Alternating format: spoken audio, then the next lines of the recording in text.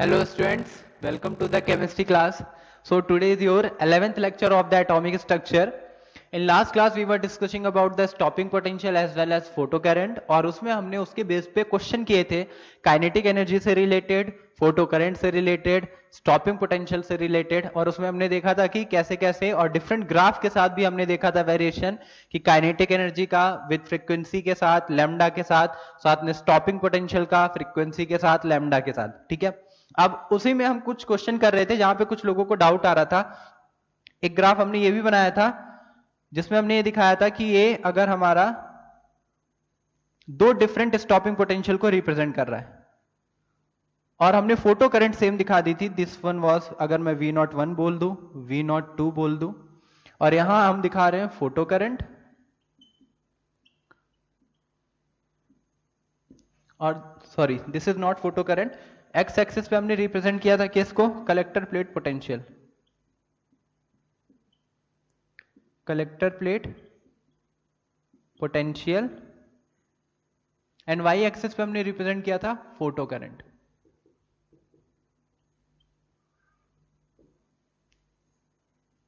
Photo current.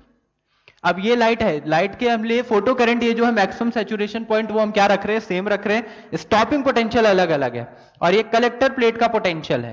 अब उसमें question क्या था? उसमें ये पूछा गया था कि ये जो दो लाइट इंसिडेंट हो रही है, अगर मैं इसको बोल दूं, मान लो ये ए है ये बी है, तो mu A and mu B में क्या रिलेशन होगा? क्या ये एक दूसरे के इक्वल होंगे? क्या ये एक दूसरे से कौन बड़ा होगा कौन कम होगा? या फिर इंटेंसिटी का भी मैं बोल दूं आई ए आई बी. ठीक है, तो ये दो लाइट यहां पे इंसिडेंट हो रही हैं. अब मैंने यहां पे दिखा दिया, मान लो इसको मैं बोल रहा हूं आई ए और इसको मैंने बोला, ये फर्स्ट दिया है तो मैंने इसको आई ए बोल दिया, यहां पे आई बी बोल दिया. तो कुछ लोगों के डाउट आ रहा है, सर ये आई ए आई बी क्यों दिखा रहे हैं? हम तो एक्स एक्सिस पे कलेक्टर प्लेट का पोटेंशियल रिप्रेजेंट कर रहे हैं. हम ये नहीं बोल रहे हैं कि एक्स एक्सिस पे आई ए आई बी को रिप्रेजेंट कर रहे हैं, इंटेंसिटी को हम रिप्रेजेंट नहीं कर रहे एक्स एक्सिस पे. इसको ध्यान से समझ लीजिए, एक्स एक्सिस पे कलेक्टर प्लेट का ही पोटेंशियल है, वाई एक्सिस पे फोटो करंट ही है. लेकिन जो दो लाइट यहां पे इंसिडेंट हुई है जिसकी वजह से ग्राफ बन रहा है, तो उन दोनों लाइट की इंटेंसिटी और उनकी फ्रीक्वेंसी का क्या रिलेशन होगा, हम वो रिलेशन फाइंड आउट कर रहे हैं. जैसे मैं बोलूं ये एक मेटल सरफेस, वही मेटल सरफेस मैंने यहां पे लिया, लाइट मैंने यहां इंसिडेंट कराई, इसकी फ्रीक्वेंसी है न्यू ए, लाइट मैंने यहां पे इंसिडेंट कराई, इसकी फ्रीक्वेंसी है न्यू बी, फिर इसकी इंटेंसिटी है आई ए और इसकी इंटेंसिटी है आई बी. तो मैं वो रिप्रेजेंट कर रहा हूं जो दो डिफरेंट इंटेंसिटी वाली लाइट है, एक को आई ए से एक को आई बी से रिप्रेजेंट कर रहा हूं. तो दो लाइट इंसिडेंट हुई, एक की आई है एक की आई बी, इंटेंसिटी फ्रीक्वेंसी न्यू है एंड न्यू बी है, और उन दोनों के लिए मेरे पास ये ग्राफ बन रहा है जिसमें एक के लिए स्टॉपिंग पोटेंशियल V01 है, दूसरे के लिए स्टॉपिंग पोटेंशियल V02 है. तो आपको इसका रिलेशन बताना है, क्या रिलेशन आएगा. क्लियर सबको? ये लाइट इंसिडेंट हुई. अब हमने ये पढ़ा था कि अगर फोटो करंट सेम है, अब फिर से इसको ध्यान से समझ लीजिए, फोटो करंट सेम है मतलब फोटो करंट किस पे डिपेंड करता है? फोटो करंट, जो फोटो इलेक्ट्रॉन्स निकलते हैं यहां से उस पे डिपेंड करता है फोटो करंट. तो फोटो करंट जो कि हमारे इस इलेक्ट्रोड से निकल रहे हैं फोटो इलेक्ट्रॉन्स, उस पर डिपेंड करेगा. और ये जो इलेक्ट्रॉन्स निकल रहे हैं फोटो इलेक्ट्रॉन्स, इनका नंबर किस पे डिपेंड करता है? फोटो इलेक्ट्रॉन्स का नंबर डिपेंड करता है इंटेंसिटी पे. तो अगर मैं इंटेंसिटी बढ़ाऊंगा, जो लाइट इंसिडेंट हो रही है उसकी इंटेंसिटी बढ़ाऊंगा, तो नंबर ऑफ फोटो इलेक्ट्रॉन बढ़ेंगे, और नंबर ऑफ फोटो इलेक्ट्रॉन बढ़ेंगे तो फोटो करंट बढ़ेगी. बट फोटो करंट तो हमने यहां पे सेम रखी है दोनों के केस में. इसका मतलब इन दोनों ही केसेस में जो लाइट इंसिडेंट हो रही है, फोटो करंट अगर सेम है तो number of photo electron same होंगे, और अगर number of photo electron same है तो मतलब जो लाइट इंसिडेंट हो रही है उनकी इंटेंसिटी भी सेम रहेगी. तो इसलिए मैं बोल सकता हूं कि आई ए और आई बी जो होगा वो सेम है. मतलब दोनों इंसिडेंट लाइट की जो इंटेंसिटी है सेम है. क्यों? क्योंकि दोनों से जो नंबर ऑफ फोटो इलेक्ट्रॉन निकलेंगे वो सेम होंगे. क्योंकि इंटेंसिटी सेम होगी तो फोटो इलेक्ट्रॉन सेम होंगे, तो फिर जो हमारे पास फोटो करंट है वो सेम होगी. बट स्टॉपिंग पोटेंशियल अलग अलग है. स्टॉपिंग पोटेंशियल क्या था कि अगर ये मेरा इलेक्ट्रोड है, यहां से फोटो इलेक्ट्रॉन निकल रहा है, तो इस पॉइंट पे हमें स्टॉपिंग पोटेंशियल लगाना था। वो कितना निगेटिव पोटेंशियल अप्लाई करना था एनोड पे, जिससे कि ये इधर से निकलने वाले इलेक्ट्रॉन पे रिपल्शन फोर्स लगाए, और रिपल्शन फोर्स जितना ज्यादा लगेगा तो ये इलेक्ट्रॉन इधर पहुंच नहीं पाएंगे। जब ये फोटो इलेक्ट्रॉन इधर पहुंचेंगे नहीं तो फोटो करंट जीरो हो जाएगी। तो डेफिनेशन याद कीजिए, हमने पढ़ा था जब एक भी फोटो इलेक्ट्रॉन यहां ना पहुंच पाए इस दूसरे इलेक्ट्रोड पे, जिससे फोटो करंट जीरो हो जाए, तो उस पोटेंशियल को बोल रहे हैं स्टॉपिंग पोटेंशियल। अब इलेक्ट्रॉन निकला कुछ काइनेटिक एनर्जी के साथ, मान लो 5 जूल काइनेटिक एनर्जी है, तो मैं उसके अकॉर्डिंग पोटेंशियल लगा दूंगा ताकि फोटो करंट जीरो हो जाए। अगर निकलने वाले इलेक्ट्रॉन की काइनेटिक एनर्जी 10 जूल हो गई, जो इलेक्ट्रॉन निकल रहा है उसकी काइनेटिक एनर्जी 10 जूल है, तो और तेजी से इधर मूव करेगा, और मुझे उस इलेक्ट्रॉन को रोकना है ताकि वो पहुंच ना पाए। पहुंच गया तो फोटो करंट आ जाएगी, फोटो करंट जीरो चाहिए, तो मैं इसका निगेटिव पोटेंशियल और इंक्रीज कर दूंगा ताकि और ज्यादा रिपल्शन फोर्स यहां पे अप्लाई हो। जितना ज्यादा रिपल्शन फोर्स लगेगा उतना ज्यादा फोटो इलेक्ट्रॉन यहां पे नहीं पहुंच पाएंगे। तो कम एनर्जी का 5 जूल काइनेटिक एनर्जी का निकला तो कम पोटेंशियल लगा रहे हैं, 10 जूल काइनेटिक एनर्जी का फोटो इलेक्ट्रॉन निकला तो और ज्यादा पोटेंशियल लगाना पड़ेगा। तो मतलब जिसके लिए मैं ज्यादा पोटेंशियल लगा रहा हूं उस केस में, यानी इस केस में जहां पे स्टॉपिंग पोटेंशियल बहुत ज्यादा लगाना पड़ रहा है, उस केस में मुझे क्या हो रहा होगा, जो इलेक्ट्रॉन निकल रहे हैं उनकी काइनेटिक एनर्जी भी ज्यादा होगी। अगर उन इलेक्ट्रॉन की काइनेटिक एनर्जी ज्यादा है तो मतलब जो लाइट इंसिडेंट हुई है वो लाइट की एनर्जी भी ज्यादा होगी, तभी वो इलेक्ट्रॉन को ज्यादा काइनेटिक एनर्जी प्रोवाइड करेगा। तो उस केस में अगर हम देखें न्यू ए न्यू बी का रिलेशन क्या आएगा, तो जिसके लिए स्टॉपिंग पोटेंशियल की वैल्यू ज्यादा है, ये स्टॉपिंग पोटेंशियल ज्यादा है, मतलब हमें ज्यादा स्टॉपिंग पोटेंशियल लगाना पड़ रहा है, तो ज्यादा काइनेटिक एनर्जी के इलेक्ट्रॉन पे लगाना पड़ रहा होगा, और वो काइनेटिक एनर्जी का जो इलेक्ट्रॉन होगा अगर उसकी काइनेटिक एनर्जी ज्यादा है तो मतलब इंसिडेंट लाइट की एनर्जी भी ज्यादा होगी, तो उस रिस्पेक्ट में इसकी फ्रीक्वेंसी भी क्या आ जाएगी, ज्यादा आ जाएगी। तो अगर मैं इसको ए एंड बी से रिप्रेजेंट कर रहा हूं, और उसी तरह अगर मैं ये बोल रहा हूं कि ये न्यू ए है एंड ये न्यू बी है, तो रिलेशन क्या आएगा, nu B is greater than nu A. मतलब ये वाली जो लाइट है, ये वाली जो लाइट है जो यहां पे इंसिडेंट हो रही है बी वाली, इस केस में एनर्जी हम बोल रहे हैं कि इसकी फ्रीक्वेंसी ज्यादा है, frequency is directly proportional to energy. तो अगर फ्रीक्वेंसी ज्यादा है तो इंसिडेंट लाइट की एनर्जी ज्यादा होगी, जब वो ज्यादा एनर्जी से आएगा तो ज्यादा जब टकराएगा इलेक्ट्रॉन से तो जो इलेक्ट्रॉन निकलेगा उसको ज्यादा काइनेटिक एनर्जी मिलेगी, जब वो ज्यादा काइनेटिक एनर्जी से मूव करेगा तो स्टॉपिंग पोटेंशियल और ज्यादा लगाना पड़ेगा। तो स्टॉपिंग पोटेंशियल हमारे पास इधर और ज्यादा आ रहा है इस केस में, तो इसलिए हमारे पास जो न्यूबी वाला है वो क्या हो जाएगा, is greater then A and this is equal. तो इंटेंसिटी इक्वल है एंड फ्रीक्वेंसी का रिलेशन ये आ जाएगा। उसी तरह एक बार हमने दूसरा ग्राफ बनाया था, स्टॉपिंग पोटेंशियल सेम रखते हुए फोटो करंट अलग अलग बना दी थी। ठीक है, क्लियर हुआ अभी सबको। तो अगर मैं यहां पे लिख रहा हूं न्यू ए न्यू बी, तो इसका मतलब ये नहीं कि मैं nu A nu B X axis पे रिप्रेजेंट कर रहा हूं या आई ए आई बी को एक्स एक्सिस पे रिप्रेजेंट कर रहा हूं। एक्स एक्सिस पे यही है कलेक्टर प्लेट का पोटेंशियल, वाई पे फोटो करंट ही है, बट आई बी आई ए बता रहा है कि दो लाइट इंसिडेंट हो रही हैं, एक न्यू ए फ्रीक्वेंसी एक nu B frequency, intensity I A I B, तो उनके बीच में क्या रिलेशन आएगा, तो वो रिलेशन हमने यहां से फाइंड आउट कर लिया। क्लियर है सबको, इसका स्टॉपिंग पोटेंशियल ज्यादा तो इसकी फ्रीक्वेंसी भी ज्यादा होगी, इंसिडेंट लाइट की एनर्जी ज्यादा चाहिए तो न्यू बी बड़ा हो जाएगा, एंड दोनों का फोटो करंट सेम है तो I B is equal to I A. Clear अभी सबको डाउट, ठीक है।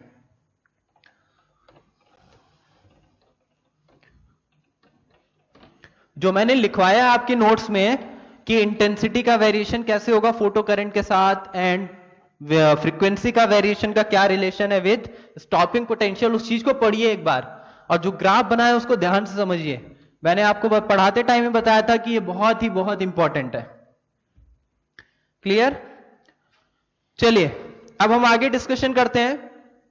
आगे हम स्टार्ट करते हैं स्पेक्ट्रम के साथ, नया टॉपिक स्टार्ट कर रहे हैं, बट इतना भी ज्यादा डिटेल्स में नहीं और ना तो इतना ज्यादा इंपॉर्टेंट है, मतलब इंपॉर्टेंट है बट कुछ चीजें हम इसमें डिस्कशन करेंगे, उसके बाद हम अपने बोर्ड्स मॉडल स्टार्ट करेंगे जो हमने रदरफोर्ड के बाद स्टार्ट करना था। याद है सबको, बोर्ड्स मॉडल हमने डिस्कशन किया था और उसमें हमने देखा था उनके कुछ ड्रॉबैक्स थे जो कि हम बोर्ड्स मॉडल में एक्सप्लेन करेंगे, जो कि हमारा रदरफोर्ड मॉडल में था। ठीक है, तो अभी स्पेक्ट्रम की बात करते हैं। अब स्पेक्ट्रम से पहले सबको याद है इलेक्ट्रोमैग्नेटिक स्पेक्ट्रम, इलेक्ट्रोमैग्नेटिक रेडिएशन, फिर इलेक्ट्रोमैग्नेटिक स्पेक्ट्रम में हमने देखा था अल्ट्रावायलेट रेज आती हैं, विजिबल लाइट की रेंज आती है, इंफ्रारेड आती है, कॉस्मिक रेज आती है, गामा रेज आती है। तो उन सारी लाइट्स को हम वहां पे डिफरेंट उनकी इंक्रीजिंग या डिक्रीजिंग ऑर्डर जो कि वेवलेंथ या फ्रीक्वेंसी को हम फॉलो करते थे, वही हमारा क्या होता था, स्पेक्ट्रम। ठीक है, तो स्पेक्ट्रम यहां भी वही है। तो पहले स्पेक्ट्रम की डेफिनेशन लिखते हैं, फिर उसके बाद हम आगे डिस्कशन करेंगे कि स्पेक्ट्रम कितने टाइप के होते हैं और क्या क्या होते हैं। क्लियर सबको?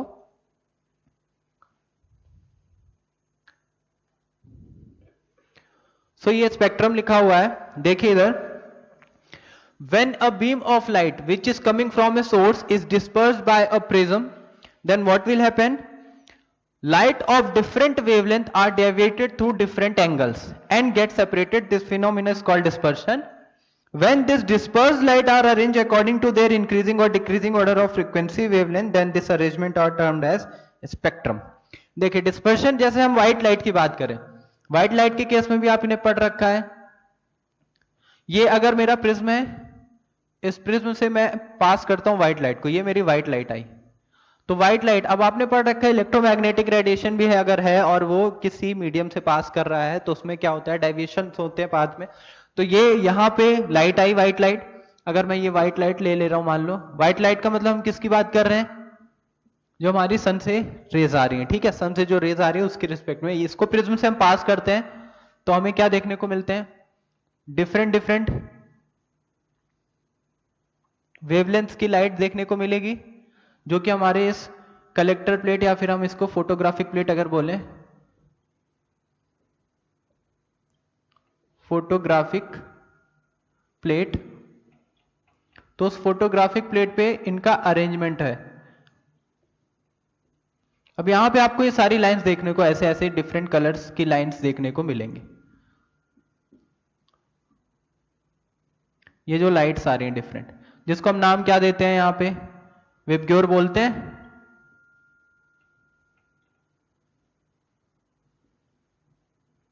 मान लो ये मैंने दिखा दिया है विबग्योर। ठीक है, तो white light when a beam which is coming from a source is dispersed by a prism, light of different wavelength are deviated through different angle. तो जो डिफरेंट डिफरेंट वेवलेंथ की लाइंस है, जो लाइट है वो क्या होगी, डिफरेंट एंगल पे उसका डेविएशन होता है, और इस फिनोमिना को हम क्या बोलते हैं, डिस्पर्शन। यहां पे देखिए जो एंगल ऑफ डिस्पर्शन है, angle of dispersion is directly proportional to frequency. ये किसके, फ्रीक्वेंसी के डायरेक्टली प्रोपोर्शनल है। और उसी तरह हम बोल सकते हैं angle of dispersion is inversely proportional to wavelength. So ये वेवलेंथ का इनवर्सली प्रोपोर्शनल होगा एंड फ्रीक्वेंसी के डायरेक्टली प्रोपोर्शनल होगा। एंगल ऑफ डिस्पर्शन, यही चीज मैंने यहां पे भी लिखी है, एंगल ऑफ डिस्पर्शन जो है फ्रीक्वेंसी। तो अभी हमने इलेक्ट्रोमैग्नेटिक स्पेक्ट्रम पढ़ा था, ये दिखाया गया विबग्योर। याद करिए इलेक्ट्रोमैग्नेटिक स्पेक्ट्रम में जो हमने इसकी वेवलेंथ के अकॉर्डिंग अरेंज किया था, उसमें जो उसकी रेंज थी वो क्या थी, 4000 एंगस्ट्रॉम टू 7500 एंगस्ट्रॉम। याद है सबको? जहां पे रेड लाइट की वेवलेंथ हम लिखते थे सबसे ज्यादा होगी 7500 एंगस्ट्रॉम एंड इसके लिए 4000 angstrom. So this is 4000 angstrom, 7500 angstrom. अब देखिए इसकी वेवलेंथ सबसे बड़ी है, रेड लाइट की वेवलेंथ सबसे बड़ी है, तो जिसकी वेवलेंथ सबसे बड़ी होगी उसमें एंगल ऑफ डिस्पर्शन सबसे कम होगा, मतलब वो सबसे कम एंगल पे उसमें डेविएशन होगा। तो जो लाइट आई वो सीधा ऑलमोस्ट हम उसी पाथ को दिखा रहे हैं यहां पे कि एंगल इसमें सबसे कम डेविएशन किसमें देखने को मिल रहा है, रेड में। जबकि लाइट का जो डायरेक्शन थी वो ऐसे आ रही थी और उसके बाद सबसे ज्यादा डेविएशन वॉयलेट लाइट में देखने को मिल रहा है। तो क्यों? क्योंकि वॉयलेट लाइट का जो लैम्डा वो 4000 है, कम है, तो वेवलेंथ अगर कम है तो एंगल ऑफ डिस्पर्शन ज्यादा होगा। या फिर फ्रीक्वेंसी के रिस्पेक्ट में देखें तो फ्रीक्वेंसी ज्यादा तो एंगल ऑफ डिस्पर्शन ज्यादा, फ्रीक्वेंसी कम तो एंगल ऑफ डिस्पर्शन क्या हो जाएगा, कम हो जाएगा। तो एक इंपॉर्टेंट पॉइंट है कि जब प्रिज्म से इस लाइट को पास करते हैं तो ये लाइट डिफरेंट डिफरेंट वेवलेंथ के अकॉर्डिंग जो होती है वो डिस्पर्स हो जाती है। इस प्रोसेस को हम डिस्पर्शन बोल रहे हैं and this dispersion depend upon the frequency as well as wavelength. ठीक है, और जब इस डिस्पर्स लाइट को are arrange according to their increasing और डिक्रीजिंग ऑर्डर ऑफ फ्रीक्वेंसी या फिर wavelength, then this arrangement are termed as spectrum. ये हमने इलेक्ट्रोमैग्नेटिक स्पेक्ट्रम में भी पढ़ा था कि जब उनके इंक्रीजिंग, जो भी हमारे पास डिफरेंट वेवलेंथ्स की रेडिएशन है, उनको अगर उनके इंक्रीजिंग या डिक्रीजिंग ऑर्डर में किसके फ्रीक्वेंसी या वेवलेंथ के अरेंज किया जाए, तो उस केस में हमें क्या मिलेगा, जो देखने को एब्जॉर्व करने को मिलेगा फोटोग्राफिक प्लेट पे, वही हमें क्या हो जाएगा, वही उसी अरेंजमेंट को हम क्या बोलेंगे, स्पेक्ट्रम। तो फ्रीक्वेंसी एंड वेवलेंथ का इंक्रीजिंग या फिर डिक्रीजिंग ऑर्डर जो है, उसका जो अरेंजमेंट है, उसी अरेंजमेंट को हम क्या बोल रहे हैं, स्पेक्ट्रम। तो हमें यहां पे देखने को मिल रहा है ये विबग्योर का, ये विजिबल लाइट का स्पेक्ट्रम है फोटोग्राफिक प्लेट पे। जैसे आपने देखा होगा रेनबो, अभी है ना सीजन आपका बारिश का चल रहा है, तो जो रेनबो बनता है आकाश में, वो भी क्या है, यही है। जो डिफरेंट विबग्योर वाली लाइट्स हैं, वो हमको क्या देखने को, डिफरेंट कलर देखने को मिलता है वहां पे, ठीक है। तो वो इसी तरीके का फॉर्मेशन है, लाइट वहां पे डिस्पर्स होके जो डिफरेंट वेवलेंथ की लाइट है, वो अरेंजमेंट हो रहा है, उनका अलग अलग अरेंजमेंट हो जाएगा अकॉर्डिंग टू देयर वेवलेंथ और फ्रीक्वेंसी। तो इस अरेंजमेंट को हम क्या बोल रहे हैं, स्पेक्ट्रम। नोट कर लीजिए सब लोग ये।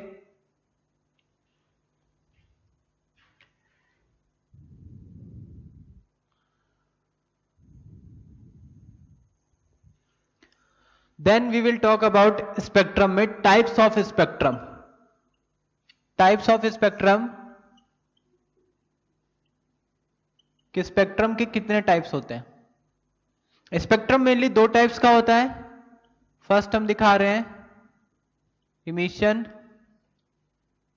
इमिशन स्पेक्ट्रम, एंड सेकेंड हम दिखा रहे हैं क्या, एब्जॉर्प्शन स्पेक्ट्रम। एब्जॉर्प्शन स्पेक्ट्रम, ठीक है। तो emission spectrum as well as absorption spectrum. अब इमिशन स्पेक्ट्रम में दो तरह के स्पेक्ट्रम आते हैं। The one is, first one is continuous spectrum and the second one is line और atomic spectrum. Second one is the line or atomic spectrum and first one is the continuous spectrum। तो हम इसके बारे में बात करते हैं। तो सबसे पहले हम इमिशन, पहले देखिए इमिशन स्पेक्ट्रम क्या है। सिंपल सा इमिशन स्पेक्ट्रम का मतलब जहां पे लाइट जो इमिट होके आ रही है उसका हम स्पेक्ट्रम देख रहे हैं। जैसे अभी हमने एग्जांपल लिया था व्हाइट लाइट, जो सन से आ रही है, सन से इमिट हो रही है, सन रेडिएशन वहां पे इमिट कर रहा है, और जो रेडिएशन वो इमिट कर रहा है, वो रेडिएशन हमारे पास आ रहा है, उसको हम प्रिज्म से पास करके देन उसका एनालिसिस कर रहे हैं। तो उस प्रिज्म से पास करने के बाद जो डिफरेंट वेवलेंथ या फ्रीक्वेंसी का अरेंजमेंट मिल रहा है हमको, वही हमारा स्पेक्ट्रम है। तो वो किसका पार्ट हो जाएगा, इमिशन स्पेक्ट्रम का, जो लाइट इमिट होके आ रही है वो। उसी तरह एब्जॉर्प्शन स्पेक्ट्रम का मतलब हम ऐसा स्पेक्ट्रम देख रहे हैं जहां पे कोई लाइट एब्जॉर्ब हो रही हो, ठीक है। इसके नाम से तो आपको इतना समझ में आ रहा होगा, इमिशन मतलब इमिटेड लाइट का हम एब्जॉर्ब स्पेक्ट्रम देख रहे हैं, एब्जॉर्प्शन मतलब जो लाइट एब्जॉर्ब हुई है उसका स्पेक्ट्रम देख रहे हैं, ठीक है। उसके रिस्पेक्ट में हम स्पेक्ट्रम फाइंड आउट करेंगे। तो स्पेक्ट्रम दो तरह के, कंटिन्यूअस और लाइन। तो हम फर्स्ट बात करते हैं अबाउट कंटिन्यूअस। तो एब्जॉर्प्शन मैं यहां पे हटा दे रहा हूं, अभी के लिए नोट कर लीजिए types of spectrum, emission and absorption. तो पहले हम इसके बारे में बात करते हैं, इमिशन के इन दो पॉइंट्स की, देन हम बात करेंगे एब्जॉर्प्शन स्पेक्ट्रम की। तो इमिशन स्पेक्ट्रम में जो फर्स्ट है that is continuous spectrum. Continuous spectrum, तो कंटिन्यूअस स्पेक्ट्रम क्या होता है, ठीक है। इस चीज को मैं यहां पे हटा देता हूं। अब हम इसके फर्स्ट पॉइंट की बात कर रहे हैं, इमिशन स्पेक्ट्रम के फर्स्ट पॉइंट के, कंटिन्यूअस स्पेक्ट्रम। देखिए कंटिन्यूअस स्पेक्ट्रम का मतलब वो है जहां पे की लाइट क्या हो रही हो, कंटिन्यूअसली उसमें सारी वेवलेंथ देखने को मिले। जैसे इसमें मैं लिख देता हूं पहले, फिर मैं समझाता हूं। When a beam of light, white light की बात कर रहे हैं, when a beam of light is passed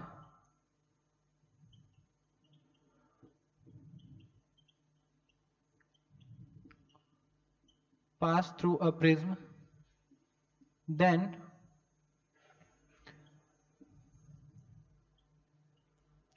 different wavelength of when a light is passed through a prism, then dispersion तो हो गई, ये तो सबको ही क्लियर है। और डिस्पर्शन होने के बाद क्या होगा, डिस्पर्शन होने के बाद continuous band of different colour आपको ऑब्जर्व होंगे, ठीक है।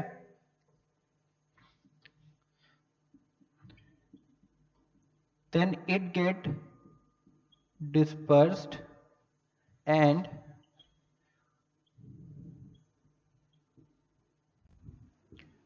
continuous band of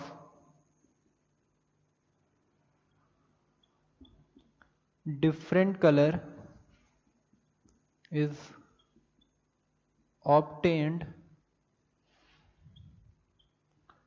on the photographic plate.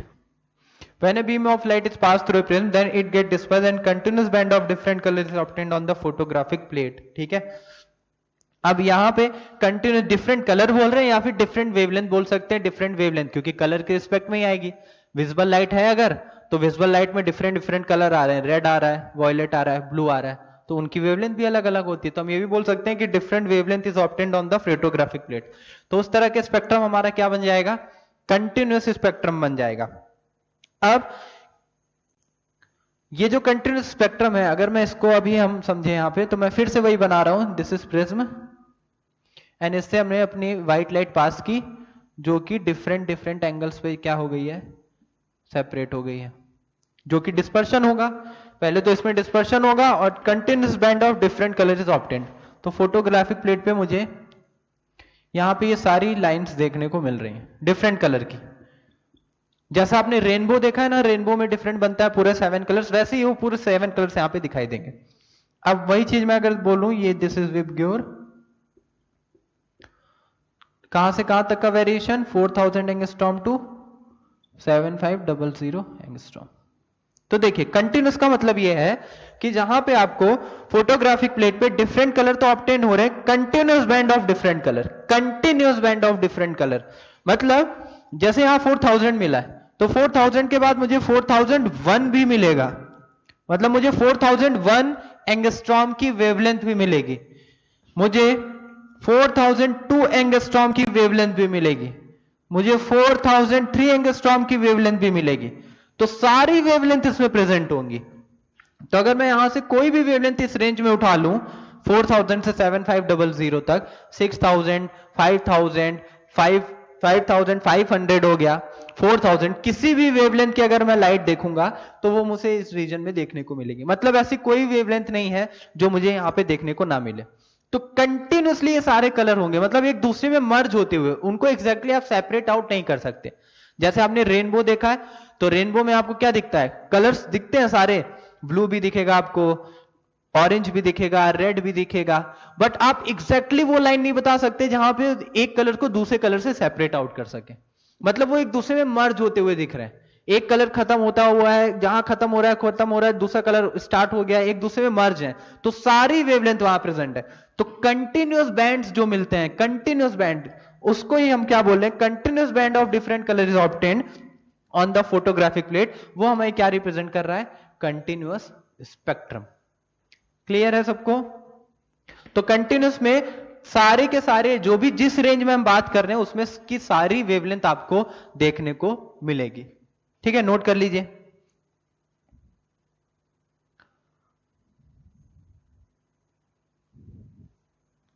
Note कर लिया सबने?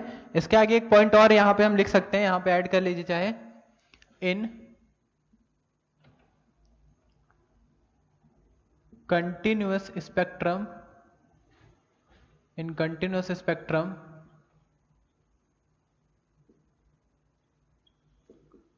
all wavelength, in continuous spectrum all wavelength radiations are present, in continuous spectrum all wavelength radiation are present in certain range. So continuous spectrum में all wavelength radiation are present, जो भी radiation है सारे wavelength वाली radiation जो होंगे वो present होंगे सर्टेन रेंज। जैसे हमने ये लिया तो 4000 से 7500, तो इस रेंज की जो भी रेडिएशन वाली वेवलेंथ है वो सारी की सारी आपको इस बैंड के जो बैंड्स है वो दिखाई देंगे यहाँ पे, यानी इस स्पेक्ट्रम में सारी वेवलेंथ जो होंगी वो प्रेजेंट होंगी। मैंने बताया ना, एक दूसरे में मर्ज करते हुए कलर्स दिखाई देंगे, मतलब आप एक दूसरे को एग्जैक्टली सेपरेट आउट नहीं कर सकते। That's the example of the continuous spectrum. ठीक है, चलिए अब इसको रफ करते हैं।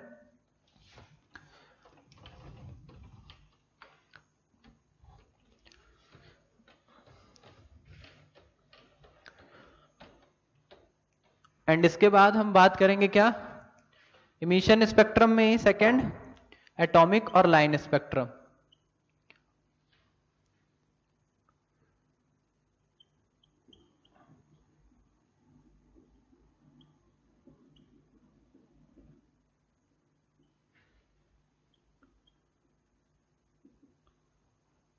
तो पहले मैं इसमें लिख देता हूं, ठीक है, फिर आप लोग नोट करिए, फिर हम लोग उसके बारे में डिस्कशन करते हैं।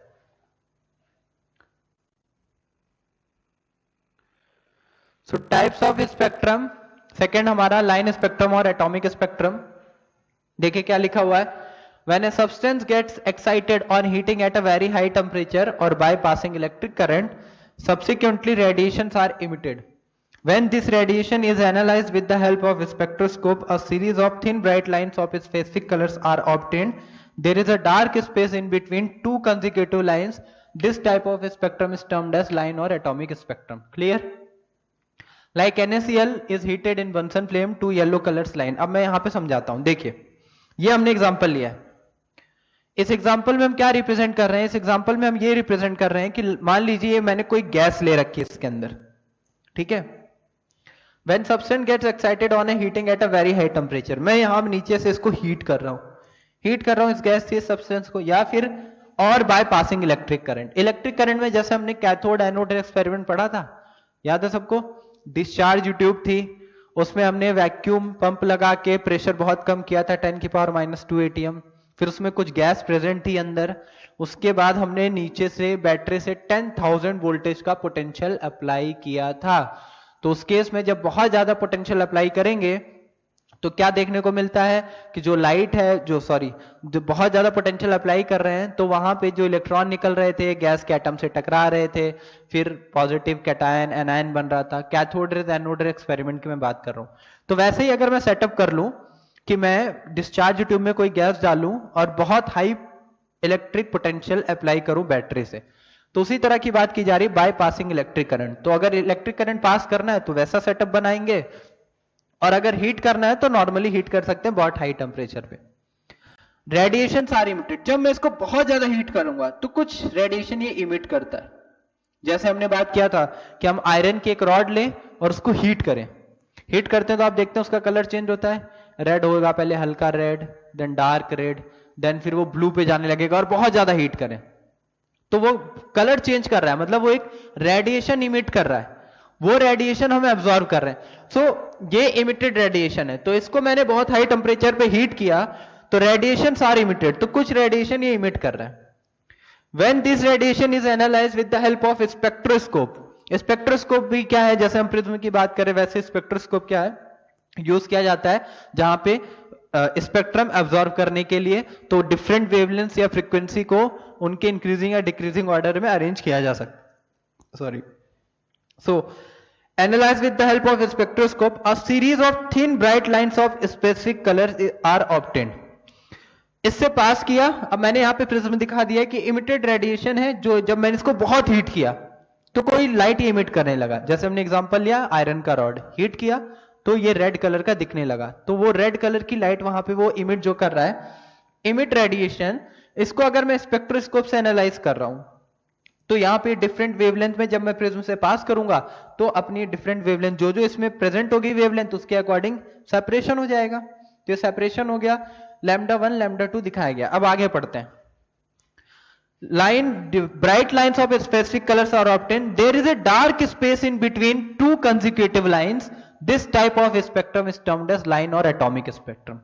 ठीक है, तो यहां पे सारी वेवलेंथ देखने को नहीं मिलेंगी, कुछ वेवलेंथ होंगी और उनके बीच में डार्क स्पेस होगा। जैसे example, like NaCl is heated in Bunsen flame, two yellow colour lines on photographic plate is observed. जब हम NaCl को हीट करते हैं बंसन फ्लेम में तो two yellow colour lines photographic plate पे, ये फोटोग्राफिक प्लेट वही एग्जांपल लिया गया, टू फोटोग्राफिक प्लेट पे दो डिफरेंट कलर लाइन देखने को मिलती हैं। तो अगर मैं NaCl को हीट कर रहा हूं बहुत हाई टेम्परेचर पे और उस रेडिएशन को एनालाइज कर रहा हूं तो एक λ1 5890, एक λ2 5896, ये हमको देखने को मिलता है येलो कलर में radiation.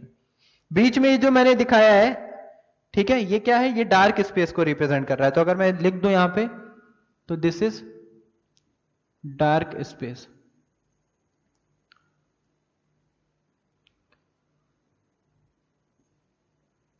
This is dark space, जो हम यहां पे बोल रहे हैं, डार्क स्पेस इन बिटवीन। तो ऐसा हो रहा है, इस तरह के स्पेक्ट्रम को हम क्या बोलेंगे, लाइन। मतलब समझिए यहां पे हो क्या रहा है, मतलब लैम्डा क्या लिखा है, 5890, ठीक है। 5890, उसके बाद मुझे क्या मिलनी चाहिए, अगर मैं ऐसे मान लो नीचे दिखा रहा हूं, तो 5891 मिलना चाहिए angstrom, then 5892 angstrom, then 5893 angstrom, then 5894 angstrom. But वो सारे वेवलेंथ नहीं मिल रहे मुझे। पहले मुझे मिला 5890 एंगस्ट्रॉम की ये येलो कलर की लाइन आ रही है जिसका वेवलेंथ ये है, फिर डार्क स्पेस, देन दूसरी येलो कलर की लाइन है 5896 एंगस्ट्रॉम। तो 5890 5896, तो दो लाइंस मिल रही हैं। उनके बीच में क्या क्या आना चाहिए, 5891 5892 5893 58, वो सारी लैम्डा प्रेजेंट ही नहीं है, तो वहां पे क्या आ जाएगा, डार्क स्पेस। तो इस तरह की ब्राइट लाइंस देखने को मिलती है। तो अगर एक फोटोग्राफिक प्लेट है तो उस पर एक लाइंस, ब्राइट लाइंस केवल देखने को मिलेंगी, एंड बीच में क्या प्रेजेंट होगा, dark spaces are present there in between, वही लिखा हुआ है, dark space in between two consecutive lines. एक लाइन है, उसका कुछ लैम्डा होगा, फिर डार्क स्पेस होगा, फिर दूसरी लाइन देखने को मिलेगी, फिर डार्क स्पेस होगा, फिर तीसरी लाइन।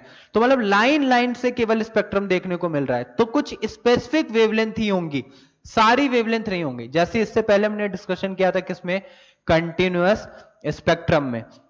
तो कंटिन्यूअस स्पेक्ट्रम में क्या हो रहा था, कंटिन्यूअस स्पेक्ट्रम में सारी की सारी वेवलेंथ थी। हमने बात किया 4000 से 7500 एंगस्ट्रॉम तक। तो 4000 से 7500 एंगस्ट्रॉम की सारी वेवलेंथ, 4001 4002 5000 एंगस्ट्रॉम 6000 एंगस्ट्रॉम, वो सारी वेवलेंथ आपको वहां पे देखने को मिलेंगी।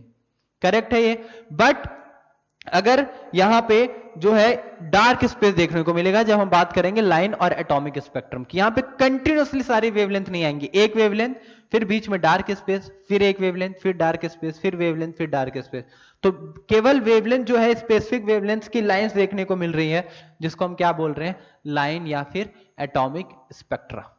क्लियर है सबको। एक बार सब लोग इसको पढ़िए, क्या लिखा हुआ है। सिंपल है कि पहले हम किसी सब्सटेंस को हीट कर रहे हैं या फिर किसी तरीके से उसको इतना ज्यादा टेम्परेचर दे रहे हैं या इलेक्ट्रिक करंट पास कर रहे हैं जिससे वो एक रेडिएशन इमिट कर रहा है। उस रेडिएशन को अगर मैं एनालाइज कर रहा हूं तो मुझे कंटिन्यूअस बैंड्स नहीं मिल रहे हैं लैम्डा के या फिर फ्रीक्वेंसी के, मुझे एक डिफरेंट डिफरेंट वेवलेंथ मिलेगी और उनके बीच में डार्क स्पेसेस हैं। तो ये लाइंस के फॉर्म में मिल रहा है, इसलिए हम उसको क्या बोल रहे हैं, लाइन स्पेक्ट्रम या फिर एटॉमिक स्पेक्ट्रम। क्लियर है सबको, ठीक है, नोट कर लिया सबने। चलिए इसके बाद ये हो गया इमिशन स्पेक्ट्रम के पार्ट। यहां पे देखिए क्या हो रहा है, लाइट क्या हो रही है, इमिट हो रही है। इससे पहले क्या था, इमिशन स्पेक्ट्रम हमने दो पढ़ा ना, एक कंटिन्यूअस स्पेक्ट्रम, एक लाइन स्पेक्ट्रम। कंटिन्यूअस स्पेक्ट्रम जो सन से आ रहा था वो भी स्पेक्ट्रम का पार्ट है, इमिट हो रही है। और यहां भी हमने देखा इसको हीट कर रहे हैं तो एक रेडिएशन इमिट कर रहा था, जो भी डायग्राम बनाया था। जब हीट कर रहे थे उस सब्सटेंस को, वो एक रेडिएशन इमिट कर रहा था, तो ये भी पार्ट है इमिशन स्पेक्ट्रम का। तो ये तो हो गया इमिशन स्पेक्ट्रम, जहां पे एक मिलेगा कंटिन्यूअस स्पेक्ट्रम और एक मिलेगा क्या, लाइन स्पेक्ट्रम या फिर atomic spectrum.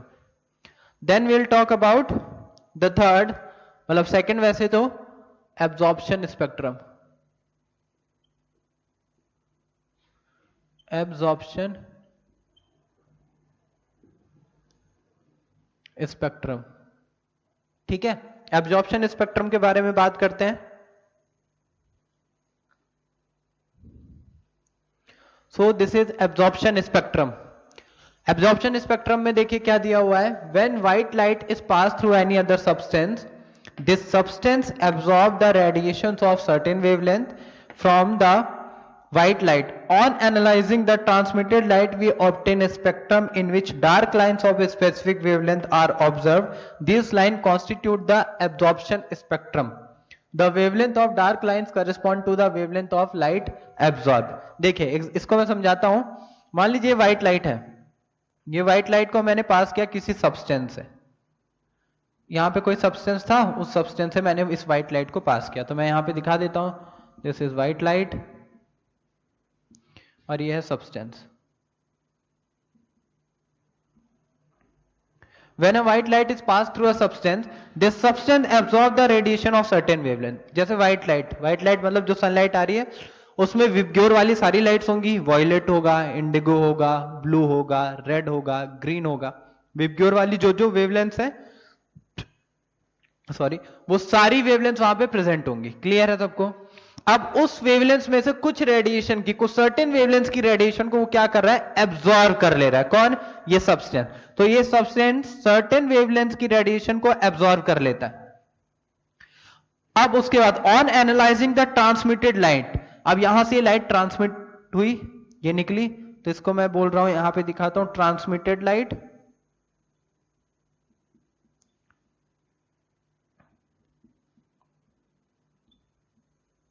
This is transmitted light. So white light है, उसको एक सब्सटेंस से पास किया, फिर वो लाइट ट्रांसमिटेड हुई। उस ट्रांसमिटेड लाइट को we obtain a spectrum which in which dark lines और स्पेसिफिक वेवलेंथ्स आर ऑब्टेन्ड। अब ये जो ट्रांसमिटेड लाइट है, इसको अगर मैं प्रिज्म से पास कर दूं, मान लो या स्पेक्ट्रोस्कोपी से देख रहा हूं, और फिर इधर मेरे पास फोटोग्राफिक प्लेट है, तो देखिए थी तो व्हाइट लाइट, पास किया तो मुझे यहां पे ट्रांसमिट हुई, मुझे सारी विबग्योर मिलनी चाहिए, बट ये कुछ सर्टेन वेवलेंथ को एब्जॉर्ब कर ले रहा है। जैसे मैं बोलूं कि मुझे यहां पे देखने को मिल रहा है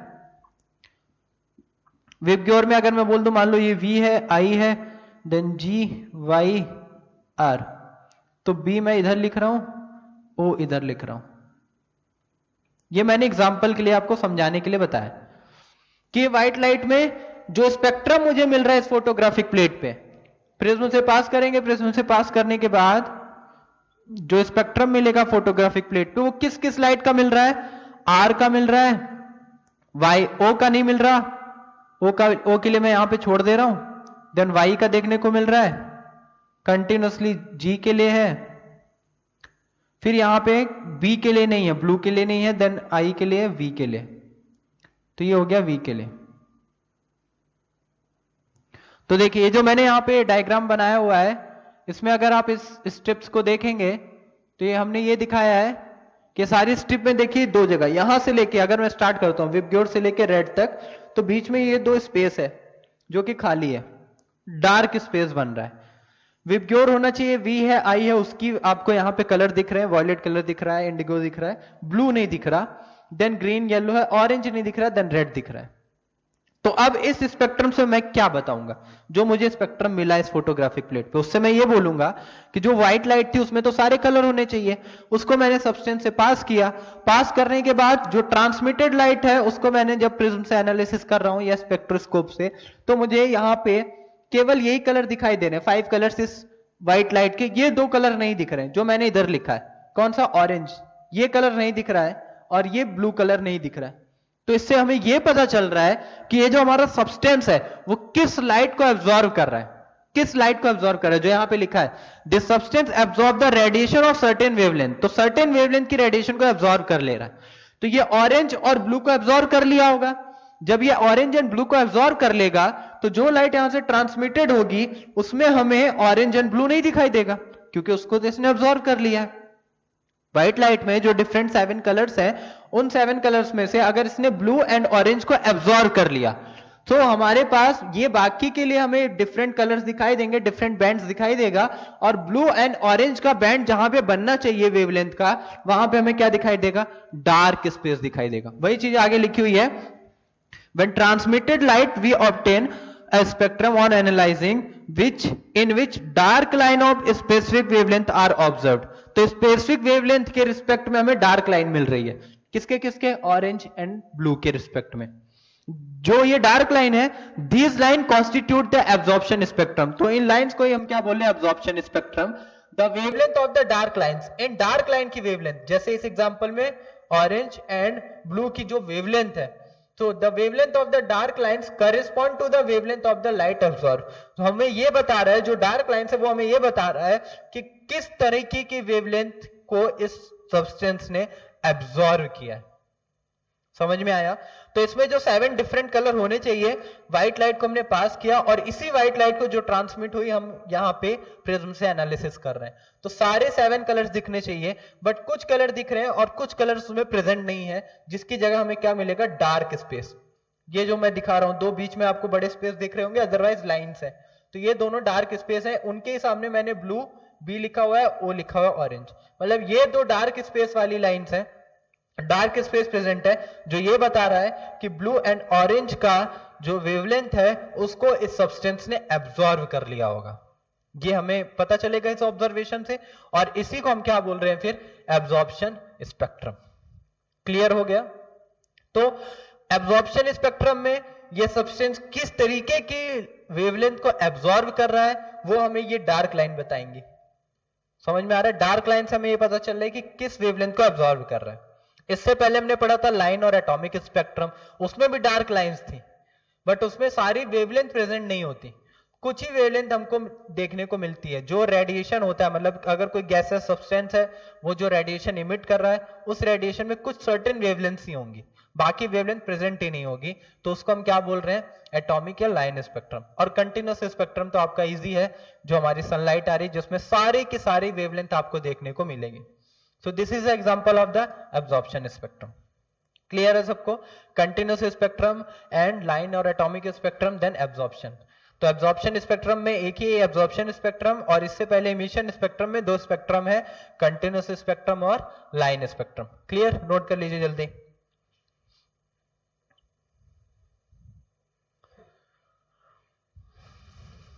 चलिए रफ करता हूं मैं।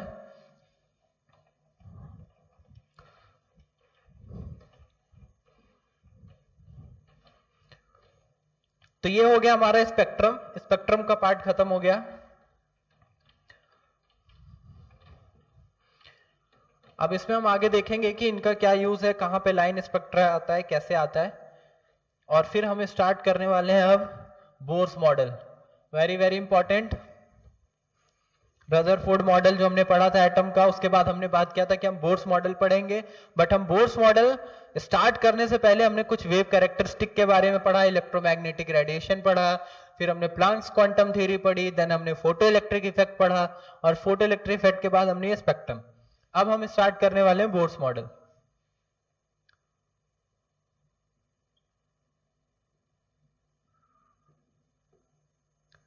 बोर्स मॉडल, सो बोर्स मॉडल में क्या होता है उसके बारे में डिस्कशन करेंगे। उसके पहले हम एक क्विक रिवीजन अगर कर ले रदरफोर्ड मॉडल का, ड्रॉबैक का, पूरा रदरफोर्ड मॉडल नहीं, उसके ड्रॉबैक्स का। ड्रॉबैक्स ये था, फर्स्ट अगर आपको याद हो कि अगर ये न्यूक्लियस है तो इलेक्ट्रॉन अगर सर्कुलर पाथ पे मोशन कर रहा है तो कंटिन्यूअसली एनर्जी लॉस करेगा और वो लास्ट में आके फ्यूज कर जाएगा, जो हमने पढ़ा था मैक्सवेल के अकॉर्डिंग, है ना, मैक्सवेल के इलेक्ट्रोडायनेमिक्स के अकॉर्डिंग जो उन्होंने बताया था कि अगर एक एक्सेलरेटेड पार्टिकल है तो कंटिन्यूअसली एनर्जी लॉस करेगा, और अगर एनर्जी लॉस कर रहा है तो धीरे धीरे स्पीड कम होती जाएगी, और अगर एनर्जी लॉस करेगा धीरे धीरे स्पीड कम होगी तो स्पाइरल मोशन करेगा और लास्ट में फ्यूज कर जाएगा। यही था। और सेकंड पॉइंट जो था वो याद करिए, मैंने उस टाइम नहीं बताया था, मैंने बोला था अभी के लिए इसको लिख लीजिएगा। वो सेकंड पॉइंट ये था कि line spectra of hydrogen atom या फिर लाइन स्पेक्ट्रा ऑफ किसी भी एटम के रिस्पेक्ट में बात कर रहे हैं तो उसका एक लाइन स्पेक्ट्रा मिलता है जिसको रदरफोर्ड मॉडल ने एक्सप्लेन नहीं किया था। तो वो लाइन स्पेक्ट्रा क्या था, यही लाइन स्पेक्ट्रम था जो अभी हमने पढ़ा। अभी सबको क्लियर हो गया लाइन स्पेक्ट्रम होता क्या, अभी केवल ये क्लियर हुआ। अब वो एटम में कैसे आता है, बोर्स ने उसको कैसे एक्सप्लेन किया, रदरफोर्ड कैसे एक्सप्लेन नहीं कर पाए थे, उसके बारे में हम आगे बोर्स मॉडल में अब पढ़ेंगे। अभी केवल हमने ये सीखा कि लाइन स्पेक्ट्रा होता क्या है।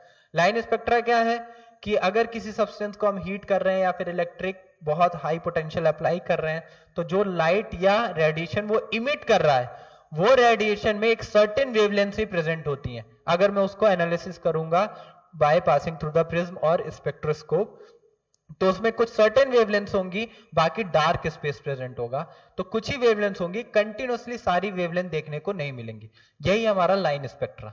और एटम्स के अभी हमने लिखा था लाइन स्पेक्ट्रा और एटॉमिक स्पेक्ट्रा, उसके नाम में हमने लिखा था लाइन स्पेक्ट्रा और एटॉमिक स्पेक्ट्रा। तो एटम्स के रिस्पेक्ट में उस तरीके के स्पेक्ट्रम देखने को मिलता है, उस चीज को रदरफोर्ड ने एक्सप्लेन नहीं किया था और ये हमने उसके एग्जैक्टली ड्रॉबैक में लिखा हुआ है। तो दो पॉइंट हमने ड्रॉबैक में लिखे थे, एक तो मैक्सवेल का ये जो पॉइंट था कि एक्सेलरेटेड चार्ज पार्टिकल अगर कंटिन्यूअसली मोशन कर रहा है तो अपनी एनर्जी लॉस करेगा और फ्यूज कर जाएगा, और दूसरा line spectra of the atom. तो अभी हमको लाइन स्पेक्ट्रा समझ में आ गया। अब इन चीजों के बारे में हम बोर्ड्स मॉडल में आगे डिस्कशन करेंगे और देखेंगे कि किस तरीके से बोर्ड्स ने इन चीजों को एक्सप्लेन किया। क्लियर है सबको? और मैंने लास्ट क्लास में भी आपको बोला था, फिर से अभी बोल रहा हूं, ध्यान से सुन लीजिए सब लोग। कुछ लोग मैंने लास्ट क्लास में बताया था कि टेस्ट में आपका कहां तक आने वाला है। कुछ लोग बार बार मुझे मैसेज करके पूछ रहे हैं कि सर कहां तक आने वाला है, कहां तक आने वाला है। ठीक है, तो आप लोग क्लास का जो शेड्यूल है वो एग्जैक्टली फॉलो करिए। मैंने आपको पहले बताया था कि इस संडे को आपका टेस्ट है ना, 3 जुलाई, और इससे पहले वाले वीक में सैटरडे तक यानी 26 जून तक का जो वीक था, वहां तक का जो सिलेबस कंप्लीट हुआ है उसके अकॉर्डिंग ही आपका टेस्ट में आएगा। बट इसका मतलब ये नहीं कि आप इस वीक में जो लेक्चर जा रहे हैं वो आप फॉलो ना करें, वो आप पढ़ेंगे नहीं, क्योंकि मुझे पता है कुछ बच्चे ऐसे हैं जो इस वीक में लेक्चर जा रहा है उसको पढ़ेंगे नहीं, क्योंकि जो टेस्ट है वो तो लास्ट वीक के लेक्चर तक ही आने वाला है। समझ में आ रहा है? तो ये बहुत रॉन्ग है, मैं फिर बता रहा हूं। अगर ऐसा ही हुआ और आप पूरे एक वीक का लेक्चर छोड़ दे रहे हैं और फिर आप लैग करने लगेंगे, फिर आपके ढेर सारे लेक्चर बच जाएंगे, और इस तरह अगर आप करेंगे तो आप प्रॉपरली शेड्यूल फॉलो नहीं कर पाएंगे। समझ में आ रहा है? तो आप लेक्चर सारे अटेंड करते जाइए डे वाइज, जो आपको बोला गया है, भले ही एग्जाम में पिछले वीक तक का आ रहा हो। समझ में आ रहा है? उससे आपका कोई फर्क नहीं पड़ने वाला है। और अगर आप लेक्चर छोड़ रहे हैं तो फिर नेक्स्ट एग्जाम से यही ऑप्शन होगा कि जिस दिन एग्जाम है, जिस भी दिन एग्जाम होगा उससे जस्ट पहले तक जो भी लास्ट लेक्चर होगा वहां तक का फुल सिलेबस आएगा, क्योंकि वही एक ऑप्शन है। तब आप प्रॉपर शेड्यूल फॉलो करेंगे, क्योंकि आपको पता है कि एग्जाम तक जितने लेक्चर कंप्लीट होंगे वो सारे एग्जाम में आने वाला है, वहां तक का सिलेबस होगा। क्लियर है? तो हम नहीं चाहते कि आपको बर्डन इंक्रीज हो।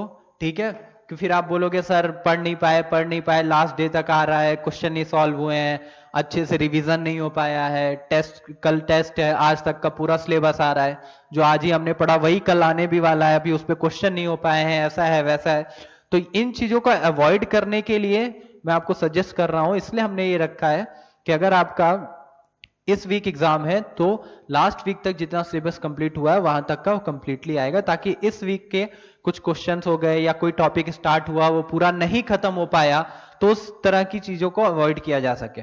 बट स्टिल अगर आप ये लेक्चर ही छोड़ दे रहे हैं कि इस वीक के लेक्चर ही छोड़ दो, और तो फिर आप कंटिन्यूअसली लैग करते जाएंगे। हर बार 15 डेज में, 2 वीक्स में या 3 वीक्स में जो भी टेस्ट हो रहे हैं, फिर आप वो टेस्ट में हर एक वीक के लैग करते जाएंगे, कंटिन्यूअसली लेक्चर छूटेंगे, फिर आपका बर्डन और भी ज्यादा इंक्रीज हो जाएगा। अभी ये स्टार्टिंग है आपका, कंटिन्यूअसली आपका बर्डन इंक्रीज होने वाला है। समझ में आ रहा है सबको? तो जो बोला जा रहा है उसको ध्यान से सुनिए, उसको फॉलो करिए। ठीक है, अब बोर्ड्स मॉडल इसके आगे हम नेक्स्ट क्लास में स्टार्ट करेंगे। तब तक के लिए thank you so much. Clear?